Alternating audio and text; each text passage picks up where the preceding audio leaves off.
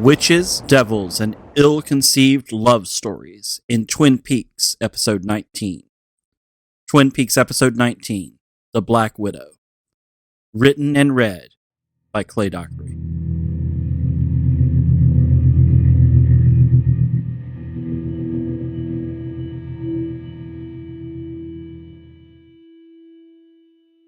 Twin Peaks, Episode 19, The Black Widow, is all setups and mid-game drama, with the big events of the season yet to come, and quite a bit of true weirdness thrown in for good measure.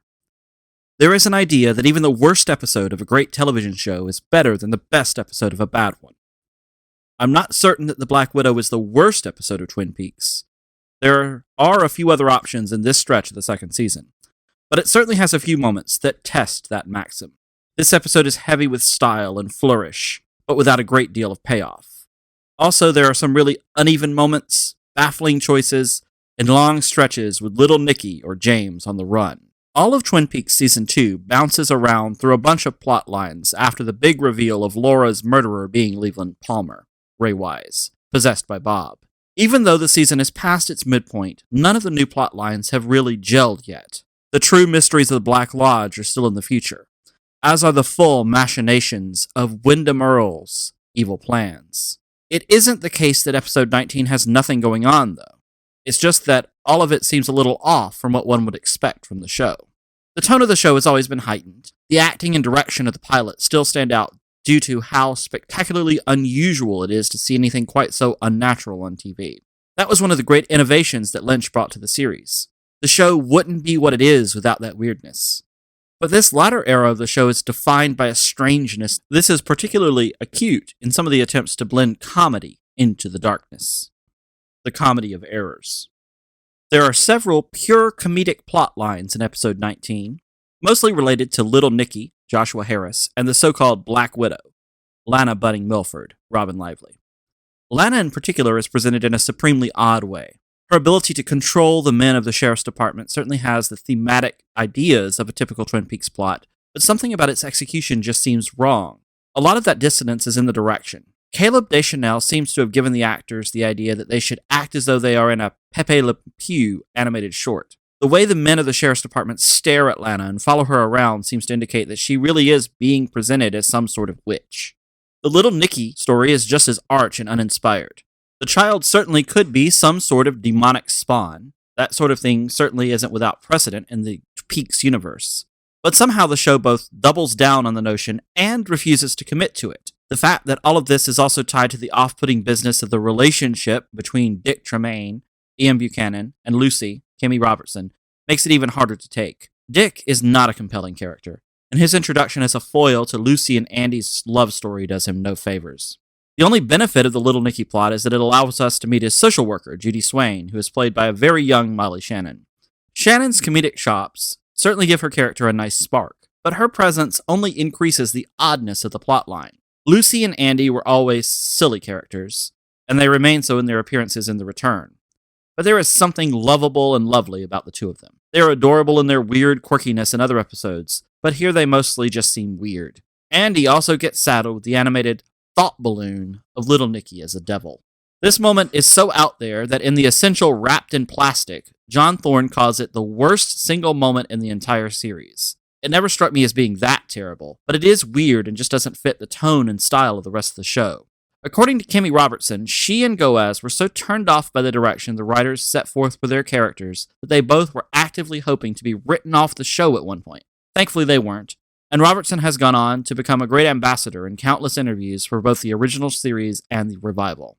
Both the Little Nicky and Lana plot seem to indicate the show was going to shift into a much more classic Monster of the Week type format. Obviously, this didn't happen. The rest of Season 2 and The Return focus on an existential dread and the mythology of the Lodge's doppelgangers man from another place. At least the rest of Black Widow focuses on other plots, though it can definitely be argued that there are too many plots going on. At least they all seem to have the same theme, turning points. On the road. One such turning point is with James Hurley, James Marshall. James is off on his own in an identity-concealing, sexual, murderous plot shenanigans with Evelyn Marsh, Annette McCarthy. This plot is pure melodrama, type of soap opera subplot that the show embraced and inverted. But as with the comedic plot lines, it just doesn't quite work. The issue isn't the idea of having James out on his own or with the acting. As with so many of the couples on the show, Marshall and McCarthy have tremendous chemistry. The issue is once again the tone. It is too slow and too stylized, and not in the way that fits with the rest of the show. And the plot itself is so trite and foreseeable that when James comes to his terrible decision, even though we all know he would do it, it fails completely on a dramatic level. Plots such as these don't seem to be from the same universe. The James plot is very much a slow-boiled noir, while the Andy Lucy plot is slapstick, and the Lana plot is pure fantasy. It seems likely the writers of Black Widow, Harley Peyton, and Robert Ingalls were attempting to see if other formats would work for the show. This manifests itself in many ways, some more reasonable than others. They also seem to be trying to squeeze in a bunch of things that they happen to be fascinated by at the moment. Luckily, one of those interests led to one of the most memorable parts of the entire series, Ben Horne's Civil War obsession. The Killer Angels. About halfway through episode 19, Mr. Horne starts to fall into his Confederate madness. Richard Beymer really gets to let out all the stops as he gets into Horne's obsession. Once again, in The Essential Wrapped in Plastic, John Thorne presents an interesting interpretation of what this is all about. According to Thorne, Horne is hoping that by diving into the failures of the Confederacy at Gettysburg, he will be able to understand his losses in the present. Ben Horne was once the king of Twin Peaks, but now he has lost nearly every battle. He seems to be becoming more and more unhinged since being thwarted in his machinations by Catherine Martell, Piper Laurie. All of this is interesting and works for the character, but it is also the case the Civil War plot was a personal interest of Peyton and Ingalls. The Civil War, a film by Ken Burns, was released in the fall of 1990, which happened to be the same time that they were working on the script for episode 19. It seems clear that the writers loved the idea of incorporating the war into the show in some way. It may be that they just got lucky that it worked so well as a character beat for Horne. This plotline will continue over the course of the next several episodes, as Horne becomes more and more deranged and Beymer gets wilder and wilder with his acting choices. Of course, the wildest and most problematic thing may have been Beymer's assertion, quoted in Twin Peaks Unwrapped, about a different plotline from the series. This wild quote is the assertion that Cooper and Audrey Horne, Beymer's daughter on the show, should have been a couple, even if she was 12 years old. Notes on a Scandal. Episode 19 is indeed also a turning point in the relationship between Agent Dale Cooper, Kyle MacLachlan, and Audrey Horne, Sherilyn Fenn. In classic Peaks form, though, and apparently to the dubious consternation of Beymer, this episode marks the end of the line for this particularly misjudged potential relationship. The relationship ends here and only lives on in the minds of some of the fans, and apparently a bunch of the creators. MacLachlan's refusal to allow the relationship to proceed apparently threw off the creative team's entire plan for the rest of the second season.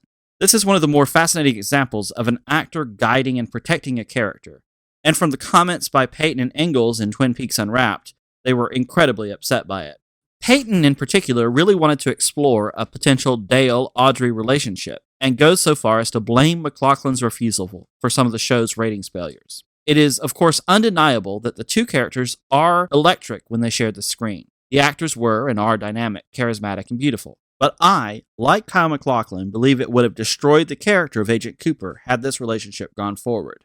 Cooper was not a flawed central character like so many of the anti-heroes at the center of prestige shows, like Tony Soprano or Don Draper. A relationship like this would have worked for either of them, though certainly wouldn't have been a thing to emulate. It would also have been fine to explore with plenty of other characters on Twin Peaks. It's the nature of Cooper that makes it so wrong.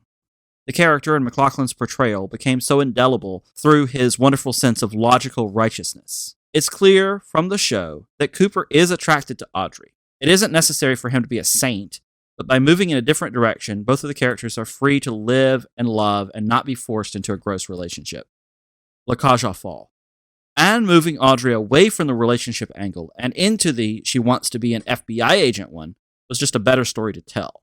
David Duchovny's Agent Denise Bryson is a complicated character, and one that is hard to parse to today's standards. But she really compels Audrey forward in an interesting way. Denise is a revolutionary character, but as happens in her final scenes in Black Widow, where she is used as the butt of transphobic joke, she is often treated in very problematic ways.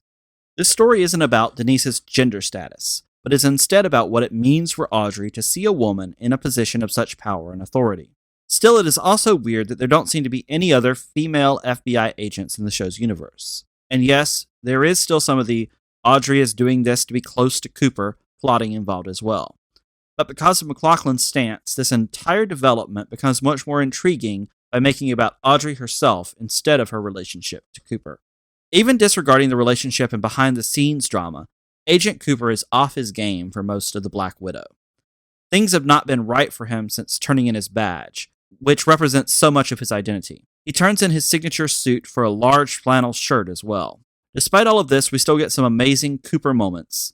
His detective skills remain unmatched, and he is still engaged in the chess match with Earl, though he is also smart enough to seek out a superior chess player in Pete, Jack Nance, as the match gets more serious. These Pete Coop scenes also make me think that there's a little bit of Pete in Dougie Jones, but that is a different analysis entirely. Cooper also actually gets emotional in his tape to Diane. I'm not sure if this part is him being off his game, but it is certainly notable. Point of no return. Also notable is the last and best scene of the episode. Bobby Briggs, Dana Ashbrook, is many things over the course of the series, many of them not very nice. But it is amazing to see him be the one thing we would never expect in this scene, a loving son. Despite all the issues, it seems the Briggs family actually loves each other. Betty's, Charlotte Stewart's, love for the missing Major Briggs, Don Davis, is palpable and gives the moment when the Major reappears an unexpected emotional heft. The essential wrapped in plastic refers to episode 19 as a near-total disaster. But is any episode of Twin Peaks really that? There are so many great little nuggets to digest, both about the ongoing mysteries and the characters. This mid-season run has the show at its crossroads, though. Its most interesting mystery is in its past, and its best mythological explorations are in the future. The characters remain unique and compelling, but the plots themselves will take a few more episodes to reestablish themselves. As the Black Widow ends, though, the future is upon us. Major Briggs has returned, and Agent Cooper is creeping ever closer to his date with Destiny, and eventually 25 years in another place. Reference 1, Thorne John, The Essential Wrapped in Plastic, Pathways to Twin Peaks, Dallas, Texas, John Thorne, 2016. Reference 2, Ben Durant and Byron Kazaka, Twin Peaks Unwrapped, 2020. Thank you for listening to this audio article from 25yearslatersite.com. Intro and outro theme provided by Ryan Linich.